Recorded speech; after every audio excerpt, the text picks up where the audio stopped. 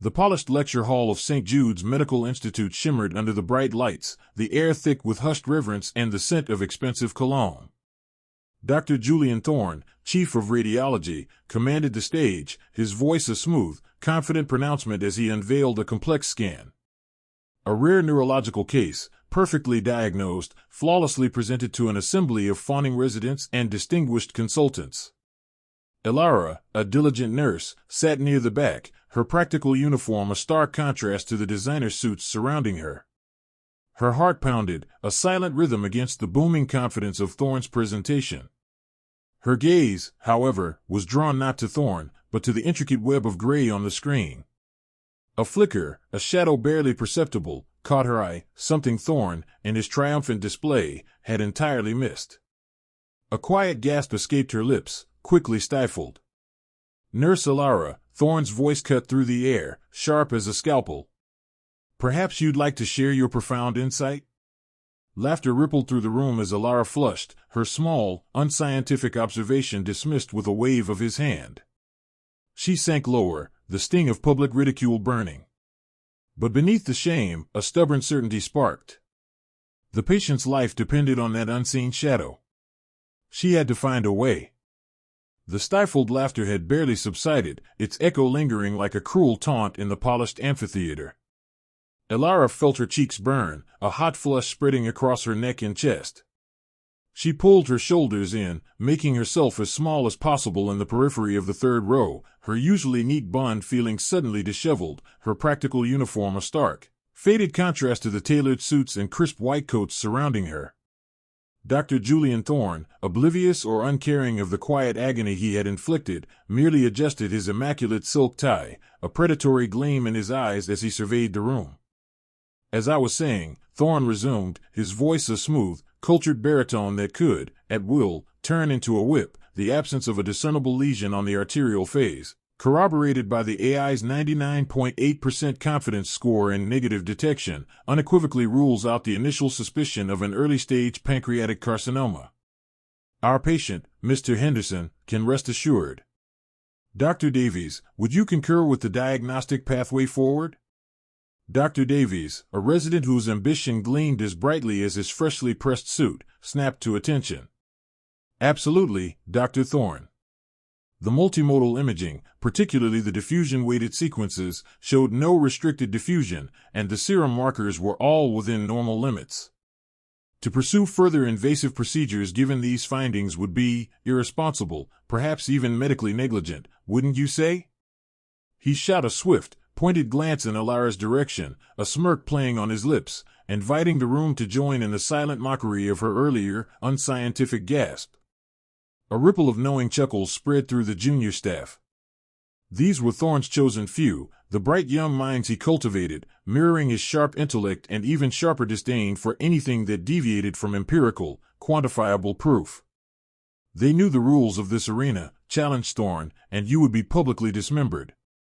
Thorne allowed a brief, condescending smile to grace his lips. Precisely, Dr. Davies. A physician's primary duty is not merely to diagnose, but to prevent unnecessary distress and invasive intervention. We operate on evidence, not intuition. His gaze, like a laser, found Elara again, pinning her. Though, I suppose some might find that approach rather pedestrian. Elara's breath hitched. Her heart hammered against her ribs, a frantic drumbeat of shame and fear.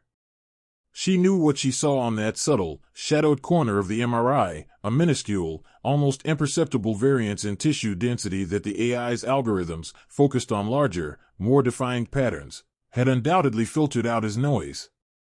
Her intuition wasn't a whim, it was a synthesis of thousands of hours spent quietly observing, cross-referencing, remembering patterns that had once been dismissed, only to be later confirmed by biopsy. It was a language she spoke, even if she couldn't articulate its complex grammar in the precise, clinical terms demanded by this room. Nurse Elara, Thorne's voice cut through her spiraling thoughts, no longer sharp, but chillingly silken, I understand you have a unique perspective.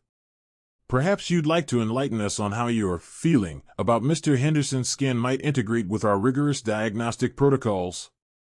He gestured grandly at the colossal screen, which now displayed the pristine, normal imaging results with triumphant clarity.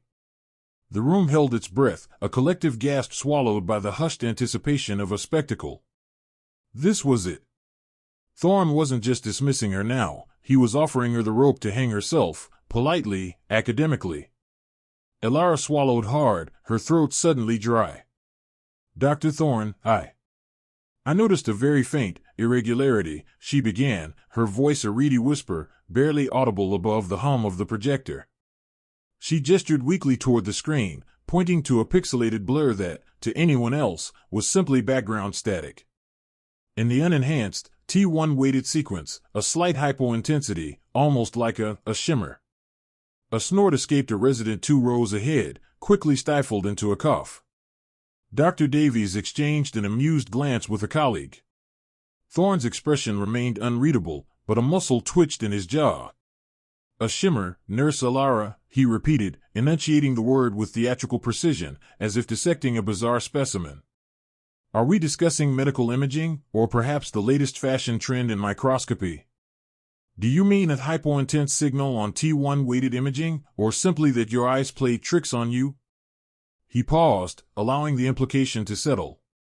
Perhaps you'd like to elaborate, in quantifiable terms, on this. Shimmer? What are its dimensions? Its specific location? Its relationship to adjacent structures? Its perfusion characteristics? Its metabolic activity? Each question was a hammer blow, designed to expose the chasm between her intuitive observation and the scientific rigor expected. Elara's mind raced, a frantic scramble for the right words, the precise terminology. She knew the location, yes, exactly where. She could even estimate its size, based on her internal calibration of thousands of scans. But to articulate it in the rapid-fire, dispassionate language of radiology, under the searing gaze of Dr. Thorne and the collective, critical eyes of St. Jude's elite? It was like being asked to perform advanced calculus in a language she barely understood. It's very small, sir, she managed, her voice trembling now. Roughly 2 millimeters. And it's posterior to the head of the pancreas, near the common bile duct. But it's not like the other lesions we see. It's different. It doesn't enhance like a typical tumor. She tried to explain, to convey the subtle qualitative difference that screamed danger to her, but her words were clumsy, inadequate. It's almost invisible, unless you know exactly what you're looking for. It has a peculiar texture. Thorne raised an eyebrow, a flicker of amusement in his eyes. Peculiar texture? My dear Nurse Elara, we are not discussing a gourmet dish. Radiology is a science of objective data. We have 3D reconstructions, multiplanar reformats, functional imaging. If this peculiar texture were medically significant, our AI, which processes petabytes of data with unparalleled precision, would have flagged it. Or, indeed, my residents, who spend hundreds of hours training their eyes to discern the most minute pathological changes, would have noted it. He swept his hand across the room, encompassing his proud cohort. Dr. Chen, did you perceive a peculiar texture on Mr. Henderson's scan? Dr. Chen, a petite, fiercely intelligent resident known for her photographic memory, shook her head, a faint, condescending smile on her lips. No, Dr. Thorne. The parenchyma appeared unremarkable throughout. No suspicious focal lesions, no pancreatic duct dilation, no peripancreatic stranding. The common bile duct appeared patent. Nothing that would warrant further investigation.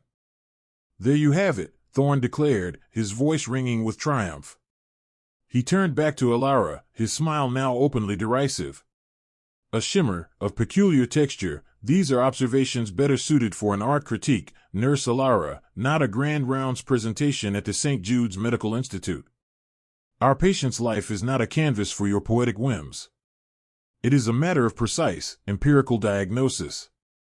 He leaned forward, his voice dropping to a theatrical whisper that carried clearly across the room. And I assure you, my dear, your intuition carries no weight here. None whatsoever. The weight of his words crushed Elara. The humiliation was absolute, scalding her from the inside out. Her face was hot, her eyes pricking with unshed tears. She felt every single gaze in the room, 1,000 invisible needles piercing her already shattered composure. Thorne had not only dismissed her, he had ridiculed her intellect, her very method of perception, reducing her quiet brilliance to a laughable folly. She was not just wrong, she was fundamentally unscientific. As the grand rounds resumed, Thorne smoothly transitioning to another case, his voice once again authoritative and unchallenged, Elara felt herself recede further into the shadow of the room. She was small, insignificant, and utterly humiliated. But even as the burning shame consumed her, a stubborn ember refused to die. The image of that subtle, almost invisible anomaly on the screen flickered behind her eyes. It wasn't a shimmer. It was a shadow. A silent, deadly shadow. And Mr. Henderson's hope, unheard and unacknowledged by the elite, rested solely on that shadow being brought to light. She had to find a way. The ember, though stubborn, was flickering precariously, threatened by the gale of judgment that now swept through the prestigious auditorium. Dr. Thorne, radiating an almost predatory satisfaction, leaned back, observing Elara through narrowed eyes. "So, Nurse Elara," his voice, smooth as polished marble, sliced through the tense silence, "you stand by your unique interpretation of Mr. Henderson's imaging? A shadow, you say, not the unremarkable shimmer our cutting-edge AI, not to mention a decade of human expertise, has confidently dismissed?" A ripple of suppressed laughter spread among his residents, their faces a mirror of their mentor's smug superiority. Elara's cheeks burned. The humiliation was a physical weight, pressing down on her chest, stealing the air from her lungs. She felt the eyes of every attending physician, every resident, every intern in the room boring into her, some with disdain, others with pity, all with an unspoken question: who is this nurse, and why is she wasting our time?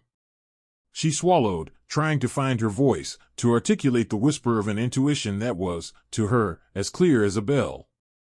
It's the way the light catches it, Doctor. A different refraction. It's not the typical artifact of movement or scanner noise. It's too structured." Her words, simple and unadorned by medical jargon, sounded painfully inadequate in the echo chamber of St. Jude's academic brilliance. Thorne's thin lips curled into a barely perceptible sneer. "Structured, nurse? Are we discussing a new form of architectural anomaly in the human lung? Or perhaps a poetic interpretation of medical science?" "Forgive me," he paused, letting the implication hang heavy in the air, "but while your dedication to patient care is undoubtedly commendable, diagnostic radiology requires a somewhat more rigorous understanding of anatomy and physics, not subjective musings." One of the residents, a young woman named Dr. Anya Sharma, impeccably dressed and radiating ambition, piped up, "With all due respect, Nurse Elara, our AI has a 99.8% accuracy rate on these microcalcifications. To suggest a shadow that's imperceptible to it, and to Dr. Thorne's seasoned eye, without any quantifiable evidence, seems reckless." Her words were polite, almost saccharine, but her gaze was a cold, direct challenge. "Quantifiable evidence?" Elara's voice, though quiet, held a thread of desperation. "It's the absence of something. The way it doesn't quite reflect the surrounding tissue density. Like a hole in the pattern, a subtle void where there should be more light." She gestured vaguely towards the large screen where Mr. Henderson's scan still hung, the area in question a tiny, almost invisible speck. She was trying to explain the invisible, and she knew she was failing. Thorne chuckled softly, a sound that resonated with contempt. "A hole in the pattern, nurse? A void where there should be more light? Are we performing a séance, or grand rounds at St. Jude's? This is precisely why we rely on objective data, on validated algorithms, on the collective expertise of trained specialists. Your observations, while perhaps heartfelt, fall outside the realm of medical science." He paused, then, with a flourish, pressed a button on his remote. The image of Mr. Henderson's lung dissolved, replaced by a complex 3D rendering of a different, textbook case of an easily identifiable malignant mass. "This, Nurse Elara, is what we look for." This is what science sees. The message was clear. Elara's contribution was irrelevant, unscientific, and frankly, embarrassing. The shame clawed at her, a burning inferno that threatened to consume her last vestiges of composure. She felt her face flush an even deeper crimson, her hands clammy. Every single person in the room seemed to shrink her further, reducing her to nothing more than a foolish, misguided figure who dared to speak out of turn. She was just a nurse, after all. Her place was at the bedside, dispensing medication, comforting the frightened, not challenging the titans of diagnostic medicine. A wave of heat swept through her, not from embarrassment, but from a surge of desperate, impotent anger. They were so quick to dismiss. So quick to trust their machines and their collective ego over an anomaly that, to her, screamed danger. Mr. Henderson's face, etched with worry and a fragile hope, flashed in her mind. He was being sent home with a dismissive diagnosis, and she knew, with a terrifying certainty, that it was wrong. Thorne, sensing the complete collapse of Elara's defiance, decided to deliver the final, crushing blow. He turned to the General Assembly, his voice resonating with an air of finality. I believe we've thoroughly evaluated Mr. Henderson's case. The diagnosis stands. We appreciate the enthusiasm of our nursing staff, but ultimately, St. Jude's prides itself on evidence-based medicine. He gave a pointed look at Elara, a smirk playing on his lips. Perhaps, nurse, you might stick to charting and patient education. Those are, after all, invaluable roles. The patronizing tone, the public relegation to her place, was the peak of the humiliation. Elara felt a tear prickle at the corner of her eye, but she blinked it back fiercely. She would not cry. Not here. Not now. She felt utterly defeated, her conviction shrinking under the weight of such overwhelming authority. The burning ember within her threatened to extinguish completely. But then, just as Thorne was about to move on to the next case, a new, more dangerous glint appeared in his eyes. He paused, looking back at Elara, who was still standing, rooted to the spot, a defiant shadow of her usual unassuming self. Perhaps he saw a lingering spark in her gaze, a defiance he couldn't quite tolerate. Or perhaps he simply enjoyed the spectacle of absolute power. However, Thorne began, his voice taking on a sharper edge, drawing the room's attention back. I do appreciate boldness, even if misplaced. And St. Jude's, for all its adherence to science, is also a place of innovation. You claim to see what our machines and our most experienced eyes miss, Nurse Elara. A unique gift, you suggest. He took a step forward, his gaze piercing. Very well. Let's put that gift to the test. A nervous murmur spread through the room. This was not just a dismissal, it was something far more menacing. A new case has just arrived, Thorne continued, his voice resonating with theatrical flair. An intricate, highly complex diagnostic puzzle. Even the new AI prototype is struggling to integrate all the data points, presenting a vexing inconclusive. It's a challenge that requires an extraordinary mind, a leap of intuition perhaps. He gestured to the main screen, where a new, anonymized patient file instantly loaded, a cascade of confusing data and fragmented imaging. So, Nurse Elara, if you are so confident in your intuitive ability to discern the imperceptible, if you can truly see the shadows where others see nothing, I propose this. Analyze this new patient's preliminary imaging and diagnostics. Not in the quiet of your own time, but right here, right now, before this assembly. His smile was chillingly confident. Tell us, nurse. Tell us precisely what we are missing. And if you're wrong, if your shadows prove to be nothing but the product of an overactive imagination, then perhaps you'll understand your role here a little better. The challenge hung in the air, a gauntlet thrown down, impossible and undeniable. You're still here? Amazing. Just like our hero, you're clearly dedicated to unraveling this truth. Don't miss a single crucial clue as the full story unfolds. Want to follow every twist? Hit that subscribe button now. Let's uncover what's next, together. Elara's heart hammered against her ribs, a frantic drumbeat against the silence that had fallen like a shroud. Every eye in the Grand Rounds amphitheater was fixed on her, a spotlight burning through her carefully constructed invisibility. Dr. Thorne's challenge wasn't just professional, it was personal, an attempt to publicly dismantle her, to remind her of her place. But beneath the fear, a cold, clear certainty began to crystallize. This wasn't about her anymore. This was about the patient, a woman lying in a bed somewhere in St. Jude's, her future suspended in the balance of these very images. She took a slow, deliberate breath, the scent of antiseptic and polished arrogance filling her lungs. Her gaze flickered to the large screen dominating the front of the room, where the preliminary imaging of the patient, a complex set of MRI and CT scans, glowed with an almost ethereal light. She walked, not with the confident stride of a consultant, but with the quiet purpose of someone approaching a sacred task.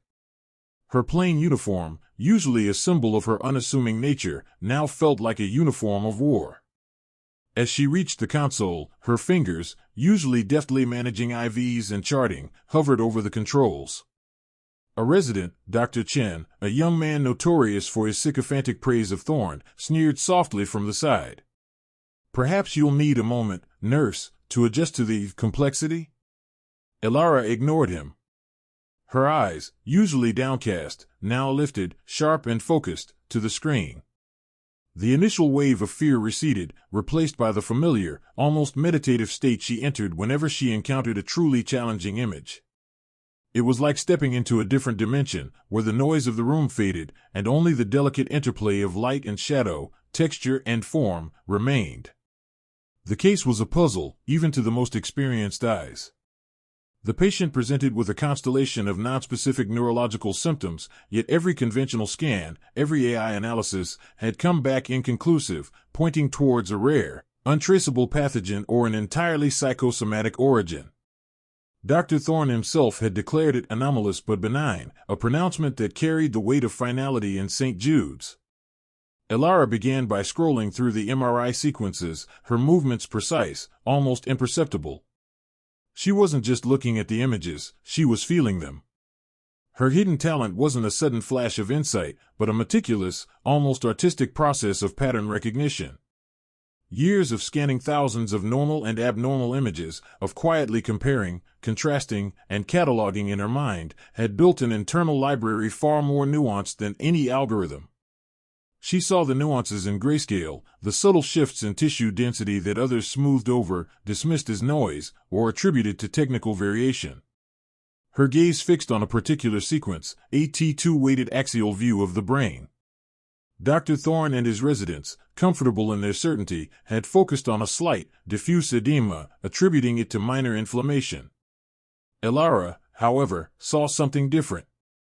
She zoomed in, her finger tracing the contours on the touchscreen. "Here," she said, her voice surprisingly steady, cutting through the room's thick silence. "The periventricular white matter. There's a texture here." A ripple went through the residence. Thorne, who had been leaning back, a picture of smug satisfaction, straightened imperceptibly. "Texture, nurse? Are we delving into the realm of subjective artistic interpretation now?" The AI flagged that as artifact. "No," Elara replied, her eyes still glued to the screen, her voice gaining a quiet authority. "It's too consistent, Dr. Thorne. Not random. Look at the subtle loss of distinctiveness in the myelin sheath's signal intensity.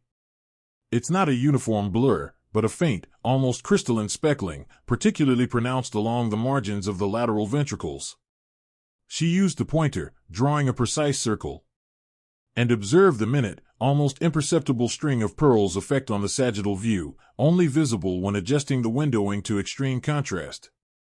She adjusted the windowing herself, the image shifting, deepening.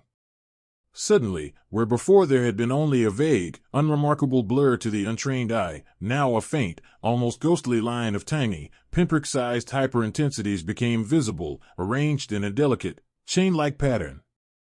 A murmur went through the room. Some residents leaned forward, squinting. Even Thorne frowned, his gaze narrowing, a hint of genuine curiosity battling with his ingrained disdain. Elara continued, her words flowing now, each observation building on the last, painting a picture no one else had seen. "This isn't just edema, nor is it artifact.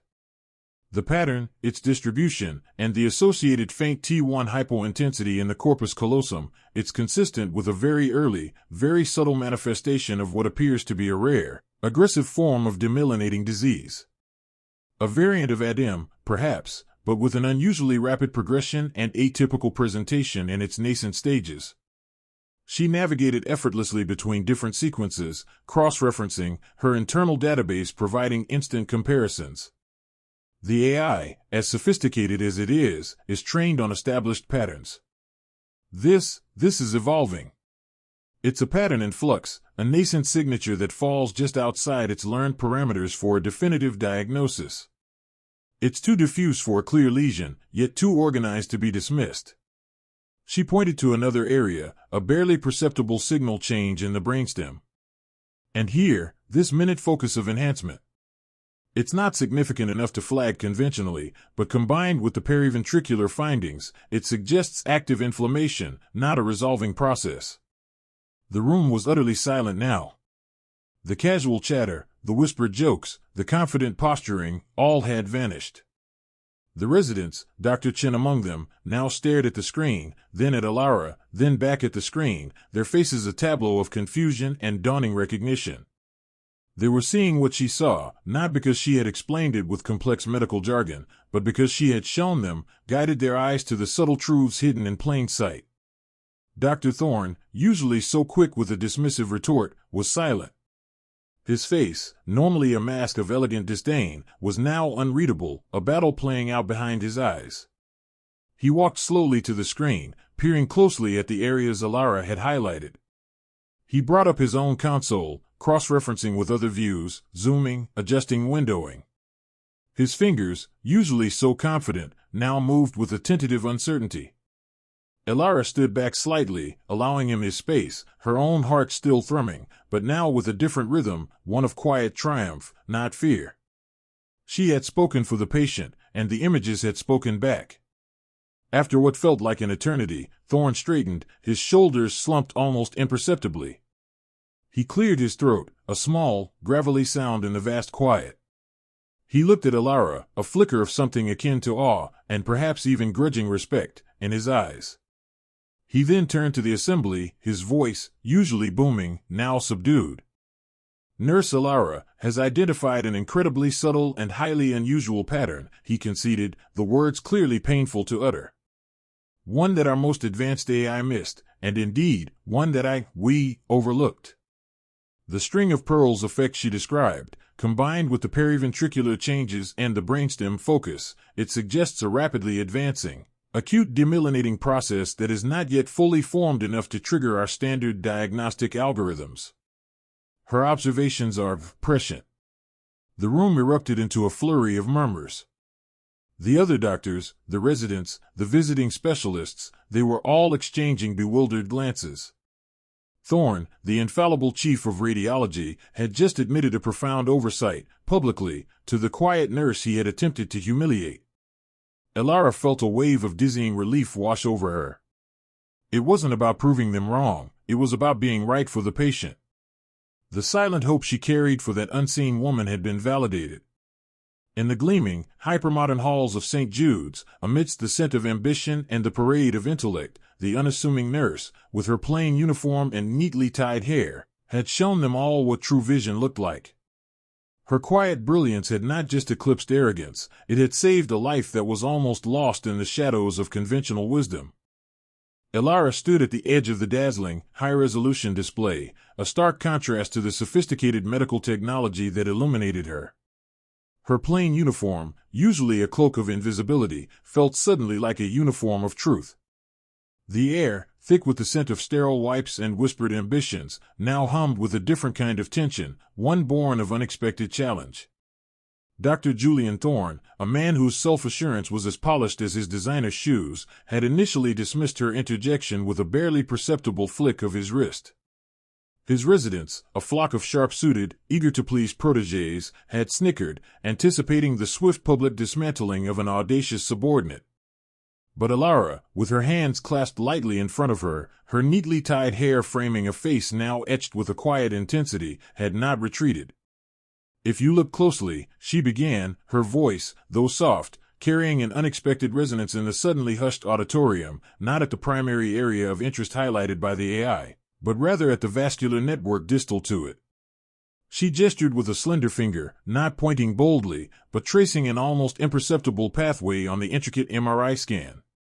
The image, a tapestry of grays and whites, seemed to shift under her gaze, revealing nuances that had been previously swallowed by the clinical noise. There's a subtle, almost imperceptible shift in the arterial branching pattern here, she continued, her voice gaining a steady, methodical rhythm. It's not a mass, nor a clear structural abnormality. It's a minute deviation in the flow dynamics, a slight vascular tortuosity that, when viewed in conjunction with the perfusion data from the earlier scan, Elara paused, not for dramatic effect, but to gather the precise words, to translate her intuitive leap into the language of hard science. It suggests a submillimeter level of microischemic activity, preceding what would typically manifest as macroscopic infarction. A murmur rippled through the audience. Thorne's confident smirk had faltered, replaced by a slight frown of irritation. He leaned forward, squinting at the screen, then at Elara, as if trying to reconcile her humble appearance with the sophisticated terminology she was deploying. His residents, catching their chief's change in demeanor, quickly silenced their whispers, their gazes darting between the screen and the unassuming nurse. Elara, acutely aware of the weight of their scrutiny, felt a familiar tremor of self-doubt. It was always there, a quiet companion to her unique gift. But the image of the patient, a faceless woman whose life hung in the balance, fueled her resolve. She wasn't performing, she was articulating a truth she couldn't unsee. Observe the faint blurring along this specific vessel wall, she persisted, her finger now hovering over a section that, to the untrained eye, looked entirely normal. It's less about a single anomaly and more about a pattern of subtle, systemic stress. The AI, with its vast database, is excellent at identifying known pathologies. But this isn't a known pathology in its nascent stage, it's a precursor, a whisper before the shout. It's the body trying to adapt, creating collateral pathways that are themselves under strain. Her words weren't just clinical, they were descriptive, almost poetic in their precision. She spoke of whispers before the shout, of the body trying to adapt, imbuing the cold, hard data with a fragile, living narrative. She moved fluidly between the T1 and T2 weighted images, then to the diffusion tensor imaging, weaving a complex web of subtle discrepancies that, individually, would be dismissed as noise, but collectively, painted a grim picture. Thorne scoffed, attempting to regain control. Nurse Elara, while your poetic interpretations are interesting, we rely on empirical evidence. This blurring is well within the acceptable parameters of imaging artifact. And collateral pathways under strain is hardly a quantifiable diagnosis. His voice was laced with the familiar edge of intellectual superiority, but a hint of uncertainty, like a hairline crack, was beginning to show. Empirical evidence is precisely what I am presenting, Dr. Thorne, Elara responded, her gaze unwavering, not defiant, but utterly resolute. The artifact you perceive on the T2 scan, when cross-referenced with the hyperintensity on the flare sequence in the same area, at a specific angle and depth, indicates not an artifact, but a localized interstitial edema, indicative of early cellular stress. And the collateral pathways, while not overtly blocked, show a decreased perfusion velocity on the dynamic contrast-enhanced MRI, a metric easily quantifiable when the region of interest is adjusted to exclude the larger, more dominant vessels. The crowd, initially skeptical, was now leaning forward, captivated. Many of the residents, who usually only paid attention to Thorne's pronouncements, were pulling out their own tablets, zooming in on the areas Elara highlighted. Their expressions shifted from dismissive disinterest to dawning comprehension. They were seeing it now, or at least understanding how Elara was seeing it. The blurring, the tortuosity, once invisible, were beginning to resolve into something meaningful under her calm guidance.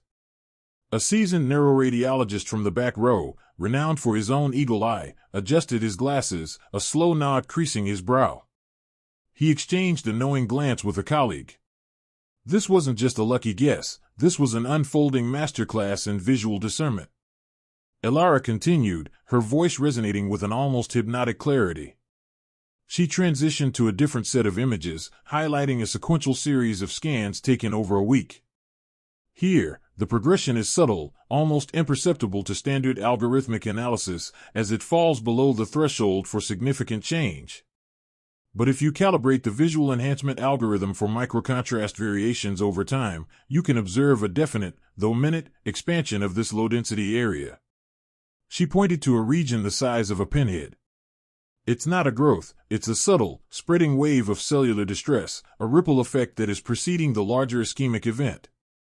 Her hands moved with a quiet grace, her movements precise, never rushed. She wasn't just presenting data, she was interpreting a language that only she seemed to understand fluently, translating the silent cries of the patient's body into actionable intelligence. The patient, initially a distant concept, became vividly present through Elara's meticulous dissection of her internal landscape. Dr. Thorne, whose face had gone from irritated to an alarming shade of pale, stared at the screen, then at Elara. His jaw was clenched, his usual quick wit rendered impotent. The sheer depth of her observation, the interdisciplinary nature of her analysis, linking vascular dynamics, cellular stress, and temporal progression, was something he, with all his years of experience and his state-of-the-art AI, had simply missed. He had been looking for a hammer blow. Elara had identified the first faint tremor. The residents, their initial smirks long vanished, looked utterly stunned. They saw now that Elara wasn't just pointing out a missed detail, she was demonstrating an entirely new way of seeing. Her humble, unassuming presence had become monumental, filling the vast auditorium with the weight of her undeniable truth. The air crackled with their collective amazement, a silent chorus of gasps and odd murmurs. The scent of ambition was momentarily overshadowed by the fresh, invigorating scent of groundbreaking insight. Elara, the quiet nurse, had not just identified a potential misdiagnosis, she had unveiled a paradigm shift, one crucial, life-saving anomaly at a time. Elara's voice, though inherently soft, now carried an unfamiliar resonance, cutting through the stunned silence. She pointed to a minuscule area on the imaging, zoomed in further with a touch on the console, revealing what appeared to be an inconsequential shadow, easily dismissed as artifact or benign fibrosis by even the most sophisticated algorithms. This isn't merely a subtle vascular malformation, Dr. Thorne, she began, her gaze unwavering, not at him, but at the image, as if deciphering its deepest secrets.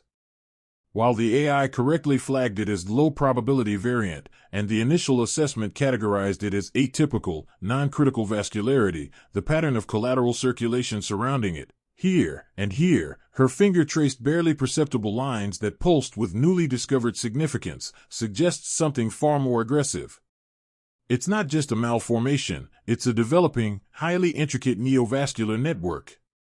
The fractal growth pattern, especially in its early stages, mimics benign structures, but the arterial-venous shunting ratio, it's profoundly atypical for anything but a grade 4 glioblastoma. A collective intake of breath rippled through the auditorium. Glioblastoma. The word hung heavy, a death knell in the medical world. Elara continued, her words precise, each one landing with the weight of undeniable truth. Furthermore, the surrounding edema, which was dismissed as post-biopsy inflammation, aligns more accurately with early peritumoral infiltration. The contrast enhancement here, on the very edge, she highlighted a point so faint it was almost invisible. It's not a bleed, Dr. Thorne. It's the incipient brain blush phenomenon, a telltale sign of angiogenesis, precisely what we'd expect to see in a rapidly evolving, highly aggressive tumor before it becomes grossly evident. Dr. Thorne, who had initially leaned forward with a cynical smirk, now sat frozen, his jaw slack. His cohort of residents exchanged uneasy glances. The air, once thick with his authority, was rapidly thinning around him. He stammered, "Nurse. Elara, while your observation is astute, a grade 4 glioblastoma of this size would present with far more overt neurological symptoms. The patient is largely asymptomatic, save for the minor headaches attributed to stress." Elara met his gaze then, her eyes shining not with defiance, but with a quiet, fierce conviction born of seeing the unseen. "Precisely, Dr. Thorne. That is the critical point. This patient's specific genetic markers, which were also flagged as low clinical significance in their preliminary genetic screening, GATA6 mutation with an overexpression of IDH1, predisposed them to an extremely rare, rapidly developing, yet initially asymptomatic form of glioblastoma, the cryptic astrocytoma variant. Its growth is insidiously stealthy, rapidly infiltrating without causing overt mass effect until it reaches an advanced stage. The small, almost imperceptible size is exactly why it's been missed by conventional algorithms and human eyes alike, focused on larger, more obvious pathology. She paused, allowing her words to sink in. It's not just about what is seen, but about understanding what is about to be seen. If left unchecked, within weeks, perhaps days, this patient would present with catastrophic neurological decline. The window for effective intervention, for truly saving this patient, is closing as we speak. The room erupted. Not in chaos, but in a surge of hushed, excited chatter. Distinguished professors, heads of departments, and even rival institution representatives, who moments before had been dispassionately observing, now leaned forward, their faces etched with a blend of shock and dawning comprehension. Several reached for their tablets, furiously cross-referencing, verifying Elara's claims. A venerable figure, Dr. Alastair Finch, the chief of neuro-oncology, a man whose decades of groundbreaking research had earned him near-legendary status, slowly rose from his seat in the front row.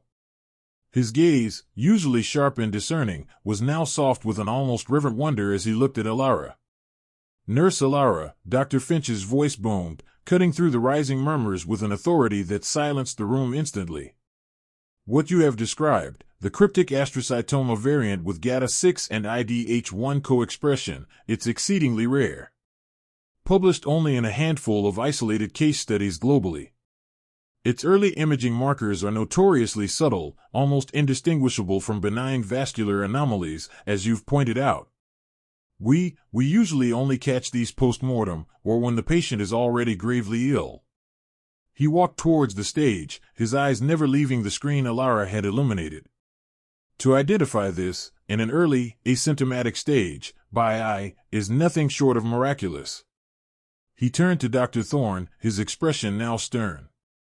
"Julian, I believe we need to immediately order a targeted PET scan with an FLT tracer and prepare for an urgent minimally invasive biopsy. If Nurse Elara is correct, and every fiber of my being tells me she is, this patient's life hangs in the balance, and she has just given them a second chance, a chance they would never have had." Dr. Thorne, utterly decimated, could only nod, his face ashen, stripped bare of all pretense. His sharp tongue, his cutting wit, his famed arrogance, all had evaporated, leaving behind a hollow shell.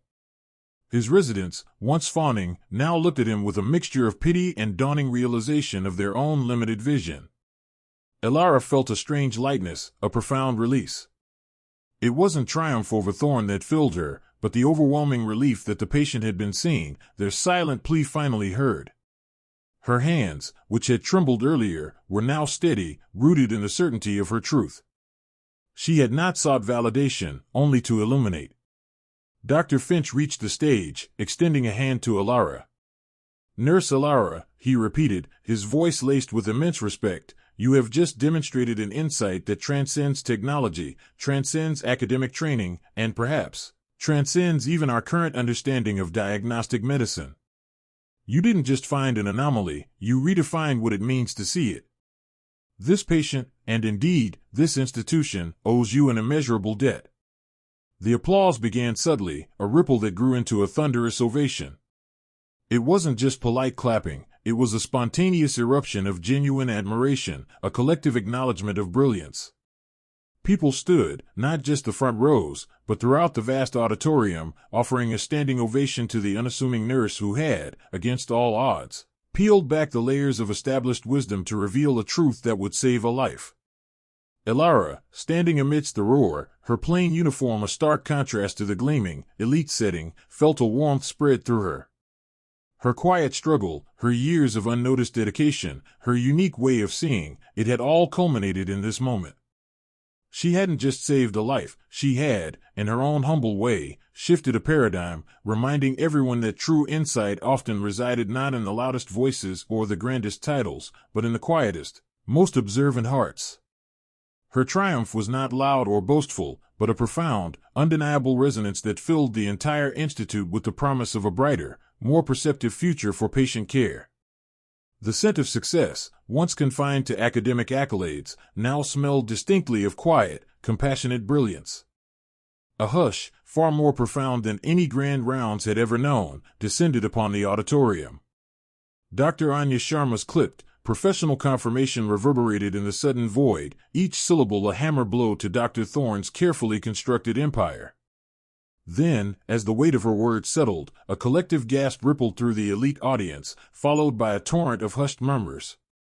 Heads swiveled, eyes wide with a mixture of shock, disbelief, and dawning comprehension. The air, once thick with the scent of academic superiority, now thrummed with raw, palpable awe. All eyes, once fixed on the stage, now sought out Elara. She stood, almost imperceptibly, near the back, her practical uniform and neatly tied hair a stark contrast to the designer suits and polished facades around her. A deep flush crept up her neck, coloring her cheeks, but her gaze remained fixed on the projector screen, where her subtle, intuitive observation had been validated. There was no triumph in her posture, no victorious smirk, only a profound, almost weary relief. The patient, she thought, the patient would be okay. That was her victory, the only one that truly mattered. Dr. Julian Thorne, however, was not granted such quiet absolution. The blood had drained from his face, leaving his sharply chiseled features ashen. His practiced, arrogant smirk had contorted into a mask of pure horror, a rictus of disbelief that curdled into incandescent rage. His sharp wit, once his most potent weapon, now felt like a blunted instrument, useless against the undeniable truth. He opened his mouth, perhaps to bluster, to deflect, to conjure some fabricated counter-argument, but no words came. The chief of medicine, Dr. Elena Petrova, a woman whose calm demeanor hid a will of iron, met his gaze with an icy stare that promised a reckoning. The cohort of ambitious residents, who had only moments ago hung on Thorne's every cruel word, now shifted uncomfortably in their seats, their faces a mixture of confusion and sudden, chilling fear. Their mentor, their shortcut to the top, was crumbling before their very eyes. Elara felt a gentle touch on her arm. Dr. Petrova stood beside her, her expression one of immense respect and something akin to a silent apology. "Nurse Elara," she began, her voice clear and resonant, cutting through the lingering buzz, "your extraordinary insight has quite literally saved a life today. We are all deeply indebted to you." Her words were not just praise, they were a pronouncement, a fundamental shift in the Institute's very foundation. Slowly, other senior consultants, once too absorbed in their own eminence to notice a humble nurse, approached. Their acknowledgments ranged from quiet, sincere thanks to somewhat sheepish nods of respect. Elara, still overwhelmed, offered only a small, humble smile, her gratitude entirely for the patient's good fortune, not her own sudden elevation. The karmic consequences for Dr. Thorne began swiftly and brutally. That afternoon, a terse, official memo circulated, stripped of its usual diplomatic language. Dr. Julian Thorne was relieved of his duties as chief of radiology, effective immediately, pending a full internal review into his conduct and diagnostic practices. The humiliation was absolute, public, and inescapable. His office, once a fortress of privilege, was systematically cleared, his research projects frozen, his name unceremoniously scrubbed from department rosters. The sharp tongue he'd wielded against so many now seemed to have severed his own professional lifeline. Rumors, once whispered in the dark, now erupted into open conversation, misdiagnoses overlooked, and turns bullied into silence, a pattern of dismissive arrogance that, with Elara's intervention, could no longer be ignored. His downfall was a stark, public spectacle, a chilling reminder that status, without true merit, was nothing more than a fragile veneer. For the ambitious residents, the consequences were more insidious, a slow erosion of their carefully planned careers. Their association with Thorne, once a badge of honor, now became a scarlet letter. Dr. Petrova, along with other departmental heads, made it unequivocally clear that a culture of mentorship based on bullying and intellectual arrogance would no longer be tolerated. Competitive fellowships, once almost guaranteed for Thorne's protégés, suddenly became elusive. Their research proposals, once fast-tracked, now faced intense scrutiny. They found themselves, for the first time, truly isolated, without Thorne's protective, and often corrupt, umbrella. Some, truly ambitious and discerning, began to pivot, seeking out new mentors, adapting to the shifting winds, perhaps even learning a valuable lesson in humility and true collaboration. Others, too deeply ingrained in Thorne's cynical worldview, found their career trajectories irrevocably stunted, the path to elite success now a labyrinth without a guide.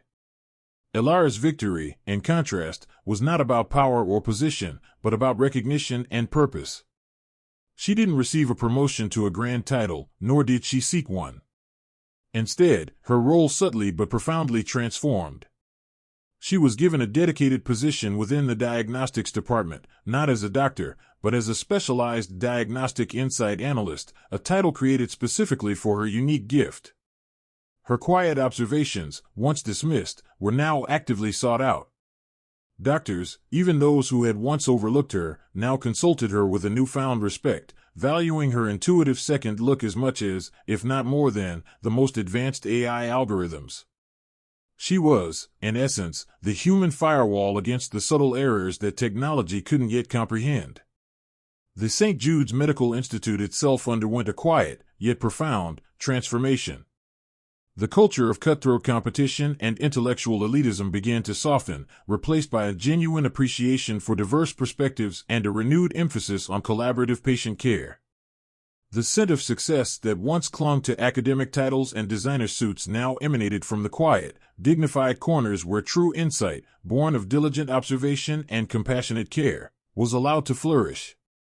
Elara, the unassuming nurse who had always blended into the background, had, in her quiet defiance, woven a new thread into the Institute's fabric, a thread of profound, undeniable human brilliance.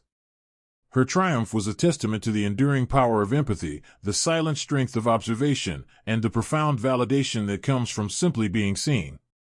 The promise of a brighter, more perceptive future for patient care was not just a hope, it was a living reality, embodied in the unassuming figure of Nurse Elara.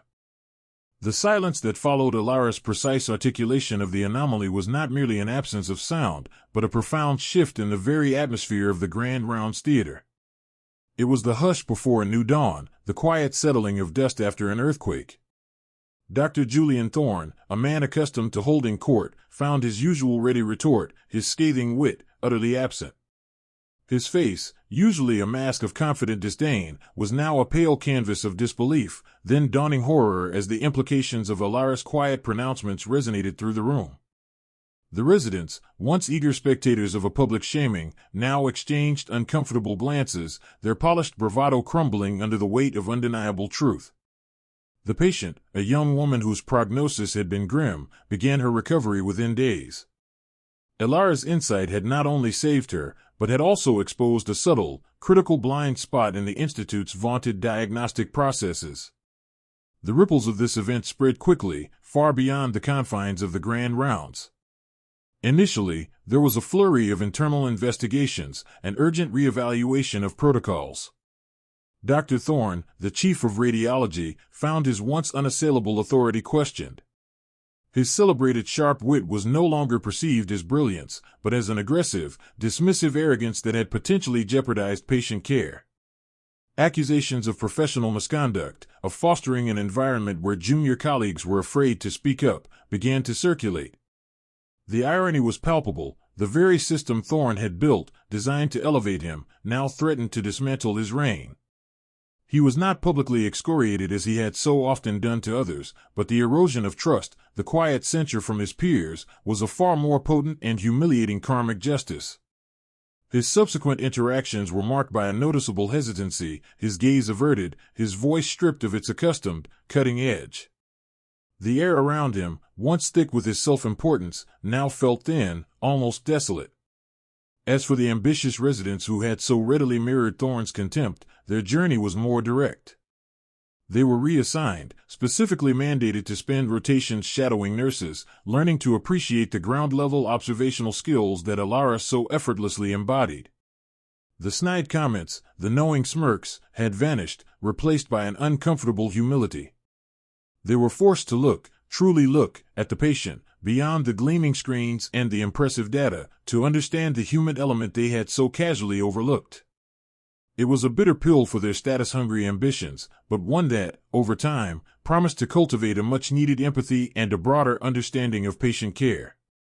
For Elara, the days following her revelation were a maelstrom of unaccustomed attention. Praise poured in from all quarters, from grateful patients and their families, from humbled clinicians, even from the Institute's board. There were offers of promotions, new research positions, requests for her to consult on complex cases, to train the AI, to become the face of a new initiative. The unassuming nurse was suddenly the most sought-after mind in St. Jude's. She was asked to shed her plain uniform for tailored suits, to exchange her neat ponytail for a more professional hairstyle, to speak at conferences, to write papers. The world, it seemed, was finally seeing her, and it wanted to remake her in its image of success. But Elara was not interested in being remade. The overwhelming attention, while validating in its own way, also felt suffocating. She accepted the official recognition, the awards, the acknowledgments, with her characteristic quiet grace. She collaborated on new protocols, ensuring that human observation, not just technological prowess, was integrated more deeply into the diagnostic process. She even agreed to advise the AI development team, her intuitive insights proving invaluable in refining their algorithms. Yet, her heart remained anchored to the ward, to the patients, to the quiet rhythm of care that had always defined her.